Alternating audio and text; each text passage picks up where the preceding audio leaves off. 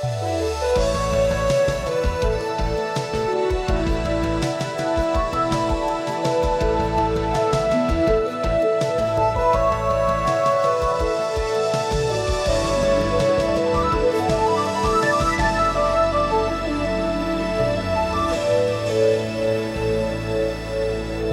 bij Omroep Friesland. Vandaag het eerste deel van 2 programma's over de cabaretière Leni Dijkstra. Centraal staat het theaterstuk Tenminste houdbaar tot, waarvan de afgelopen 2 jaar meer dan 60 voorstellingen zijn geweest.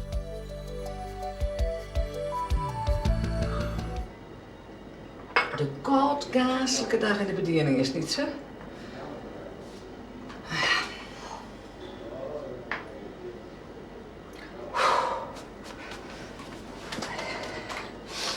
Klaar. Is het nog altijd spannend, Leni? Nou, concentratie. Maar spannend. Eigenlijk vind ik het alleen maar spannend, mijn première.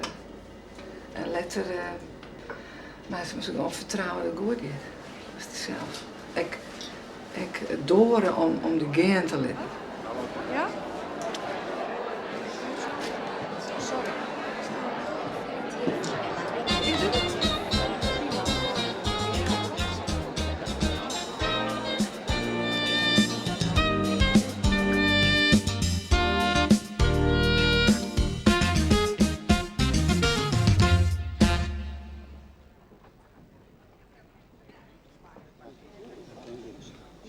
Als ik aan het stik denk, dan denk ik vooral aan mijn personage toch wel. Dat is Jannie.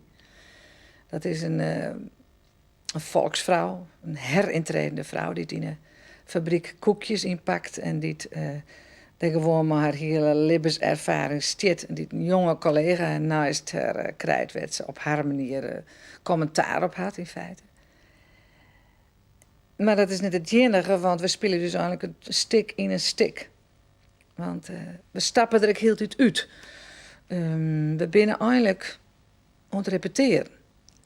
En als mij dingen net zinnen, eerst bezie ik het al wel heel mooi te horen zijn, maar dan denk ik, en nou wil ik het oor zijn. En dan ben ik, dat is zuiver sterker als ik zelfs, dan word ik Leni. Is er nou nog niet? Dit is te gek voor woorden. Waar lijkt dit op? Ja, kan ik het helpen? Ik ben nog petit. Oh. Je bestuurt me ook steeds weer andere meisjes op het dak, maar zo'n een heb ik er niet had. Ze is altijd te laat en ze doet in tempo. 2 linkerhandnetten. Ja, het bekje, dat zit op goede plak, hoor.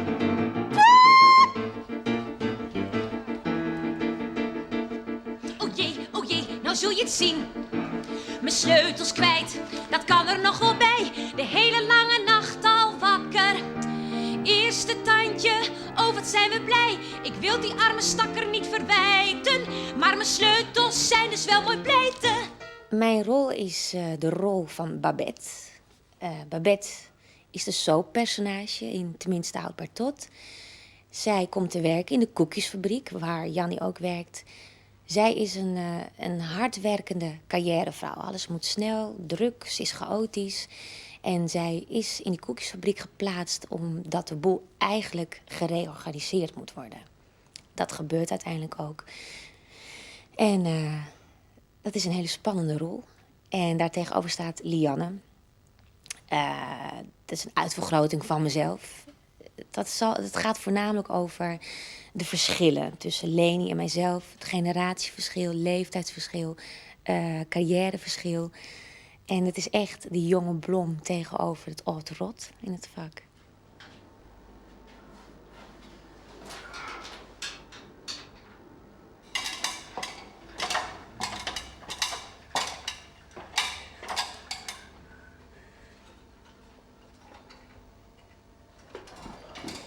Ik heb natuurlijk ooit een liedjepoeper geweest en een leuk scènetje. En dan zeg je van, nou, hoe kunnen we een leuke volgwatermaatje en wat is het pauzenummer? Zo ging het altijd. Maar de laatste jaren, en daar wordt het volle interessanter van, sinds dus echt te zieken om een lijn, een ontwikkeling. En ja, als daar dan van mijzelf een leidmotief in zit, dan is het eigenlijk ja, de gemeenes, de hypocrisie die het in mensen zitten kind, die het in je eigen leven ook wat zien komt. Dus dat is echt van het zoeken best dat iemand daar goed gezind is of zo. En dat is dan in iemand erachter komt van, het is puur opportunisme geweest. Het ging helemaal niet om mij, maar gewoon omdat er wat de helgen voel of hè? Ik weet wel dat we in het begin een soort knokt hebben te jaren. En we hebben met oren mensen praten van wat die nieuwsgierig vinden zo dat er in het stuk zitten. Zo. We gingen eerst een oren regisseuse en die had ik een soort mooie praat. Lian en ik hebben beide een brief geschreven over wat mij in het leven, wat mij dwaande houdt op dat moment in mijn leven en hoe het zij in het leven stie. En brief van een paar veldjes en daar had Leo ik wat dingen uithellen. En ja, het is gewoon met al je eerst bij elkaar samelen worden en dan zit het op het gas als het ware. En dan met het beginnen te zien en beginnen te pruttelen en uiteindelijk met het droegsieren en dan met er wet erbij. En het is gewoon een lieke zinsieren. Het is een proces. Vorige week nog staan we tot in de nek toe in het dozen voor race. Komen er in een rondo's voorbij. Nou ja, wij als een idioot die voor race aan de kant zit en de rondoverpakkingen zoeken. Maar ja, die band die loopt gewoon door, dus alle rondo's over de wereld. Zet dat ding nog even en ik helemaal over de rode schop en alle zenuw. Ook door die heen, zet dat ding nog even een uurtje. Nou, toen we de rondoverpakkingen eindelijk vol was, dat gebeurd met de rondo's. En kwamen er een choco-spritsen voorbij. Oh. Maar ja, kijk, een beetje precies die verdomd. Zet dat ding nog even een uurtje. Oh, die verdomd op die band te zitten. Ik ben 55 jaar. Heb mij heel veel dingen afgevraagd. Heb heel veel gestreden. Ben dikwijls gevallen. Altijd weer opgestaan. Zo'n vrouw wil ik spelen. Zo'n soort moedercourage. Zo'n vrouw van doorgaan. Ik zie het personage van Leni voor me als een Russische arbeidersvrouw. Heel arm, armoedig, triest, eenzaam. Wat kan ik? En wat houdt mij bezig? Help! Ik houd mij bezig met dat ik niets kan. Misschien moeten we allebei onszelf spelen. Leni en Lianne. En vandaar de typetjes neerzetten. Ga jij nou maar fijn overwerken met Marleen, hm? Nee, het is wel goed. Nee, het is... Ach, Bob, nu weet ik het wel. Aju! Mooi dat je elkaar zo makkelijk bereiken kennen. Tori. Oh, mooie bedrijfsadviseur, zeg, die zelf te laat komt. Ik kom normaal nooit te laat.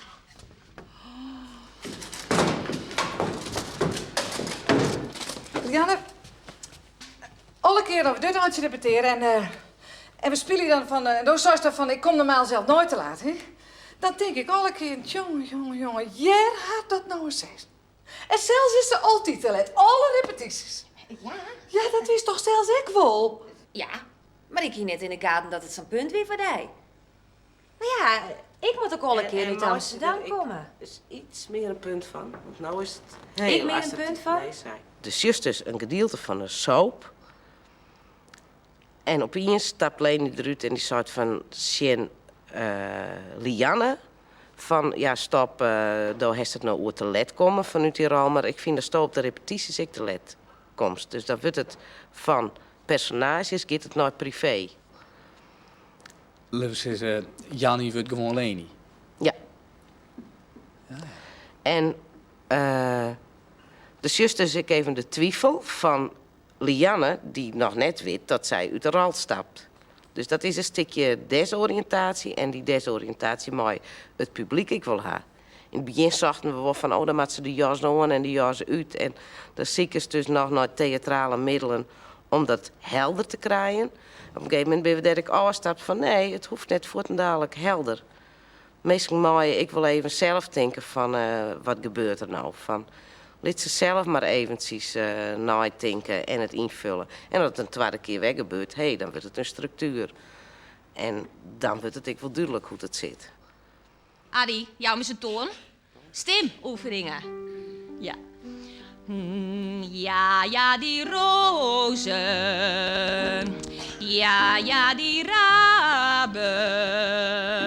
Ja, die lieben. Potula be da mini potula be da mini potula be da mini potula be. Potula be da mini potula be da mini potula be da mini potula be. Neem oom en non en Mina mee. Neem oom en non en Mina mee. Nou, kom op, Leni. Op mijn 17e ging ik naar de Kleinkunstacademie in Amsterdam. Daar zou ik hele verhalen over op kunnen schrijven, maar dat doe ik niet. Wel belangrijk misschien is dat dit een hele zware periode voor me is geweest. Zowel lichamelijk als geestelijk. Ik moest in 4 jaren volwassen worden, terwijl ik niet wist hoe dat moest. En ik maar een persoon heb gecreëerd om dat te overleven. Ik was saai jong. Ik was zo'n eer. Toen kwam ik uit Stiers. Ging ik naar zo'n grote stad als Amsterdam. En dan ben je al die mensen die grappig binnen en die er leuk uit sjurren. En ik weet het net. Ik weet er zo iets. Ik verdwoen daar een beetje of zo. En ik moest daar... ik moest volwassen worden op die opleiding. En ik ben nog zo jong en naïef en onbevangen. En dus ik werd eigenlijk iemand wat ik niet was. En dat heb ik achteraf gezien heel zwaar gevonden. En Riens Gratema, ja, een docent van, die daar doceerde, die had mij steun.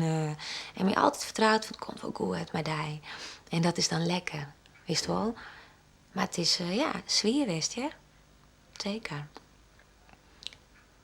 Waarom moest je theaterschool doen?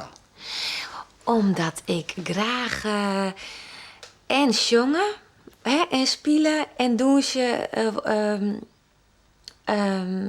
worstwollen. Woe, precies. En eigenlijk, dat wie het enige wat ik woe. Ja, dat wist ik doe al. En de Kleinkunstacademie is de enige opleiding die er is in Amsterdam. Dus ik moest naar Amsterdam. Dus dat weer een grote stap. Neem oom en non en Mina mee. Neem oom en Ah, Ben, hard op. Hard op. Is hard hierop vroeger voordat er een toneel op ging pikken. Poes, poes, poes, poes, poes, poes. Ja, Jim Hoyt. Och man, dat is een eeuwling. Nog elke dag denk ik aan hen. Ze horen er eigenlijk nog helemaal bij. Ze zitten in mij en gaan verder met mij mee. Ik kan ze niet zien of aanraken, maar ze bestaan. Vooral mijn vader. Wat kon ik lekker met hem kletsen. En wat hield hij veel van mij. Ik hield ook veel van hem, maar ik vond hem ook wel eens een egocentrische klootzak. De tijd die had geen schoft. 3 broers en 2 zusters die er destijds mij reed. En harren heb ik het te dankje. Met 24 verleden de tijd had geen schoft. Wie is Stefan de Vries? Onze vader. En als ik zong, dan zong ik net in de woestijn. Ik stie in Friesland, ik stie er middenin. Wat ik me herinner, dat is dat ik als liedvamke, maar mijn zuske vroeger in het opklabeerd lag. En dat is Harten die onder in de kamer aan het repeteren wien. Piano, liedjes jongen. En het weer, nou het zei waar het standbeeldje van dus Hart in de harmonie waren ontbleerte, weet dat in het Fries. En doe, heel gek jongen, doe blik dat al die zangjes die ik als vamke van 4, zo aan de jet hier, stien gewoon met hun skief. Ik kon ze zo oproppen en mais jongen. En dus dat had blik ook een soort indruk maken. Maar, nou ja, en gewoon, ik zit dus lied van altijd in de zeel en dan in de harmonie. En dan moesten bloemen aanbieden. En wist natuurlijk heel grutsk op die huid met me. En dan hong een soort van sfeer omheen van, ja, het werd toch wel heel bijzonder. Waar zou dat net willen?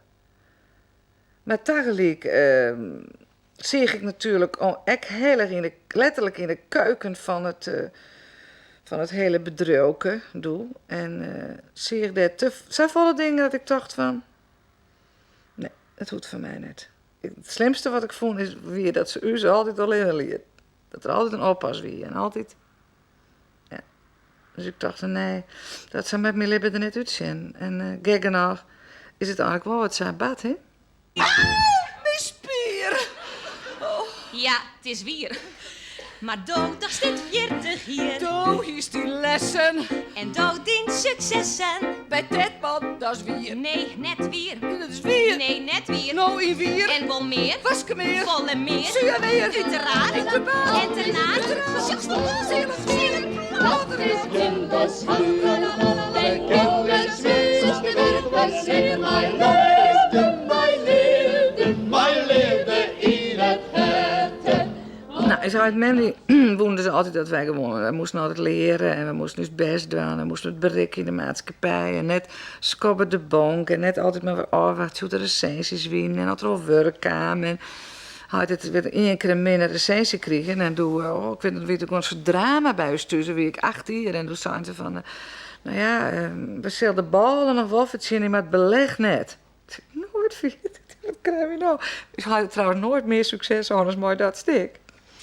Maar hoe is het nou komen? Nou ja, op een gegeven moment wie ik dus 20 en ik zit in Amsterdam en hij zijn ploeg voluit mijn coördinatie voor nou, die hele ploeg en Jetske Zielstra en jaren groot ermee op en toen dacht ik dit is mijn kans, hartstikke idee. Dus ik zei tegen ik wil van mij. Nou, dat vond ik allemaal heel nuver. Maar ja, ik ging het altijd wel cabaret en opskwalen op toneel, zongles. Ja, eigenlijk liep ik er heel en dol voor. Maar ja, ze vond het eigenlijk net goed. En ik het thuis zet en praat en die en doe, zei ze, nou oké, en toen ben ik dus de toneel begonnen op mijn 20ste. En, maar ja, ik had dus met hem 6 jaar in de week spelen. 6 hier achter me getrokken, dus dat was gewoon echt een opleiding in natura. Ik is nooit beter krijgen, denk ik. Doest hier een advertentie in de krant dat het zelfschap Tedman de Vries, want Riens die ging doen van zelfs. En hier is een nou ja, jeune premier, zeg maar. Hier is het nodig. En dus men die hier dat advertentie zien, ik kreeg nog spul maar eens want dus heid wordt ook de HBS aanmaken. Dus van hoe kerst die advertentie aan de jongen geven? Maar goed, daar heb ik dus op solliciteerd. En in die tijd nog heel simpel, want we hier intussen in de telefoon, dus ik heb gewoon een houtcitatie als onlutsen en ik ben naar de Corelli-straat gegaan en aanbellen. En Anneke, alleen haar zuster, die er doorriepen. En die had me erin laten. En nou ja, zo is het gekomen.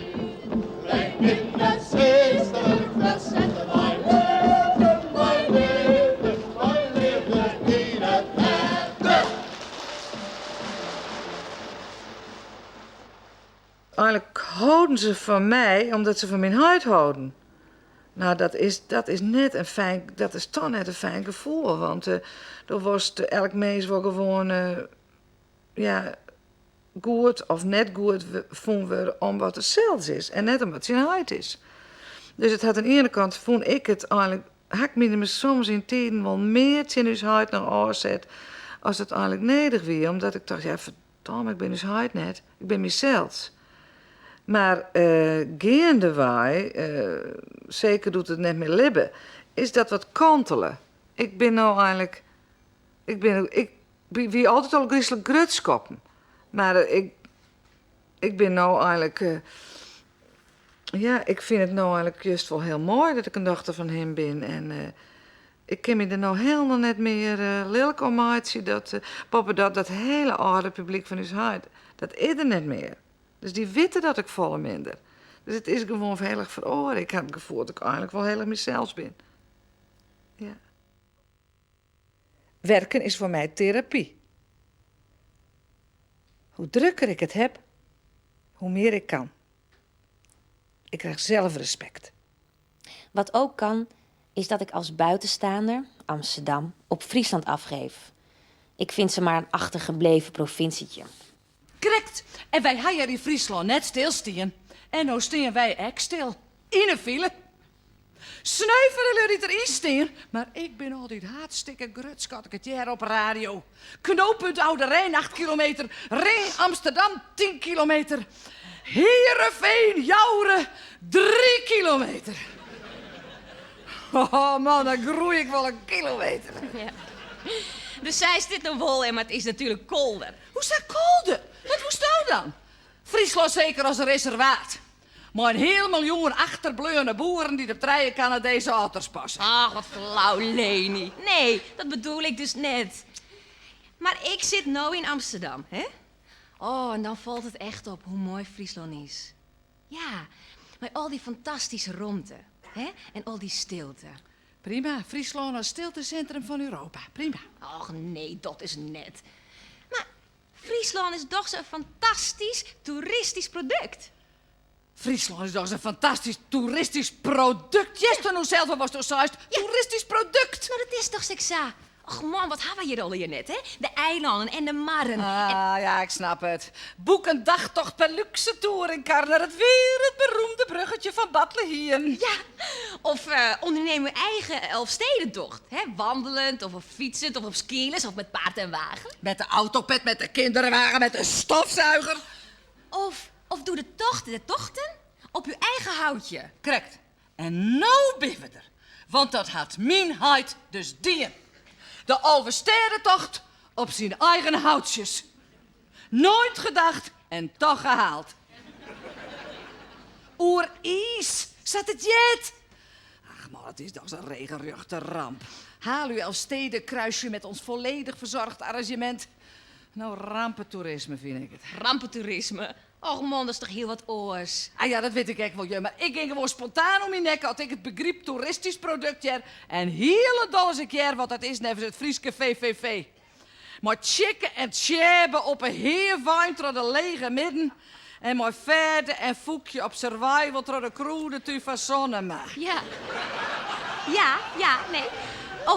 Of hast u dat action bij Omroep Friesland TV? Nee, verder die in het teentje door ik net al jongen te zien.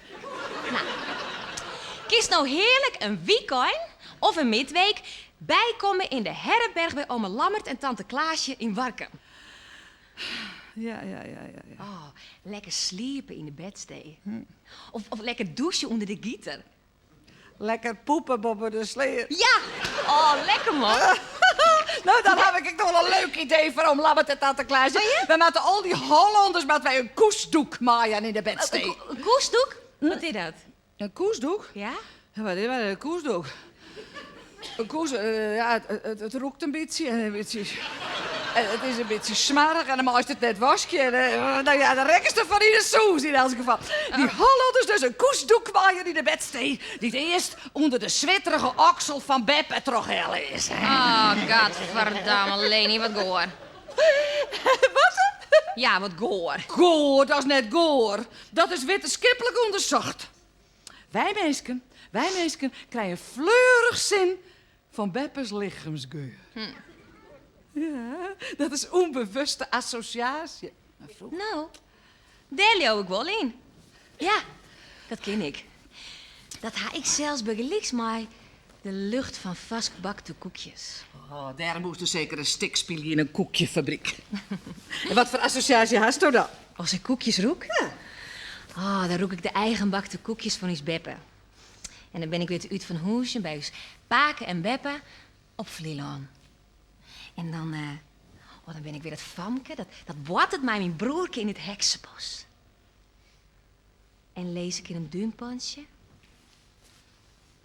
En zwalk ik weer maar uw spaak hoe het stronen. Oh, dan roek ik de zoute lucht van de zee. En Beppe haar zwiete koekjes. Vlieland, mijn opa wie de dominee en mijn Beppe organiste tijdens de diensten. En elk jaar gingen mijn broer en ik en mijn ouders daar lekker op vakantie. En 6 weken lang, van begin, de eerste dag dat we vrij waren tot aan het einde. En spelen en die bossen ontdekken en geheime plekjes maken. En wat ik al zei in de voorstelling, het heksenbos met mijn broerke, dat is allereerst. En hoe dat stroom, mijn koor. En ja, het had mijn hart stoon, Vlieland. Dat is echt, het is mijn plek. En let, hè, ze zijn alweer, ze leven net meer, Paak en Beppe. Maar ik had het me nog eigen maken of zo. Ben ik er zelfs weer om geweest, had ik de werken en vaak op vakantie geweest. En ja, dit jaar ik met mijn ouders en mijn vrienden en zo. Hartstikke leuk. En daar kom ik echt. Vlieland is een plek waar ik me heel veilig voel. waar ik kan nadenken hoe het leven, waar ik een ontzettende kracht krijg van de zee. Hè, dan ren ik er langs en dan zaait de zee in mij. Het komt alle goed met mij.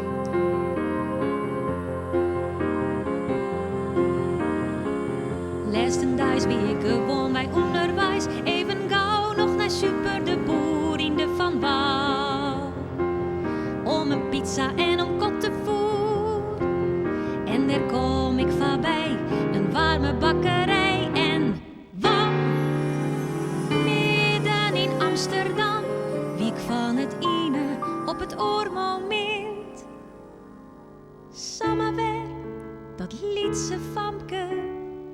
Dat er een hond van Paken reed op het strand van Vlieland. O Vlieland, zoek er klontje in de zoute zee, nog zwieter als een orchidee. Do bouwt die eiland uit mijn bennetiet. Vlieland, eilandje saliet, dat ik dij op mijn bennefiets befiets. Maar tegelijk, ik zou oneindig wiet. Daar, op die eindeloze strand, daar kietelt de wind. Mijn miljoenen kerelson, mijn onbeschamme van me stuten. Vlieland, kist mij nog, dat vanke, maar die simmerspruten. Vlieland, liets en veilig eiland. Dat ik zag van houten in mijn tezen zag graag bin. Als ik mijn verstond, de vrouw net meer begrepen kind. Jou mij dan, Pakes grote hand, die mijn handje stevig pakt. En Beppe die het gewoon, liek als alle dagen koekjes bakt. Jou mij dan, Pakes grote hand, die mijn handje stevig pakt. En Beppe die het gewoon, liek als alle dagen koekjes bakt.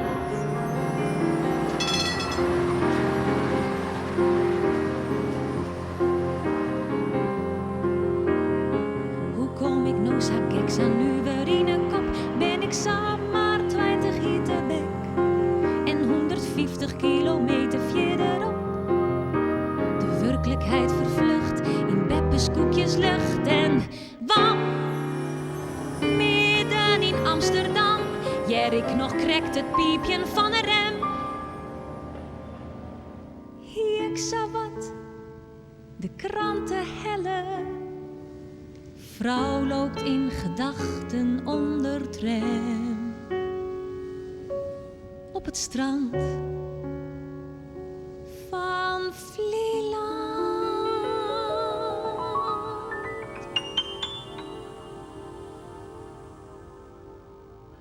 Lianne? Ja?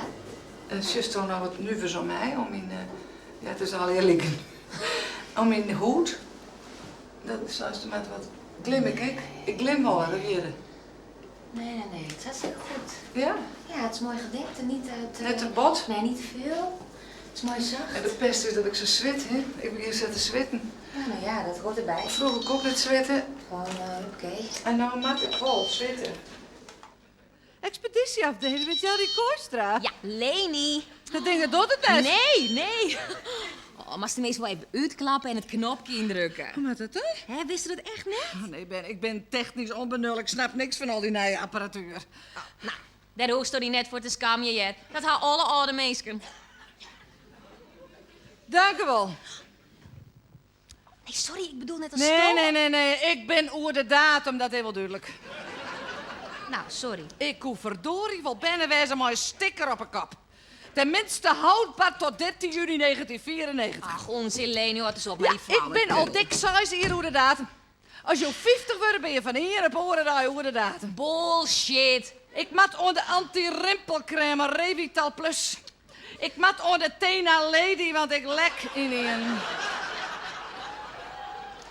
Jim ben gewoon een kapitaalkrachtige doelgroep, Leni, en dat is alles. Kapitaal, ja, leuk Ja. is dat. Leuk is dat. Je het zie je maar gebeuren. Je zit argeleers naar de televisie te zien. Komen er niet een treien lekkende trutten voorbij fietsen. En dan vragen ze mij, wie van deze 3 vrouwen bent u? Oh man, dat is toch om je te bemiegen.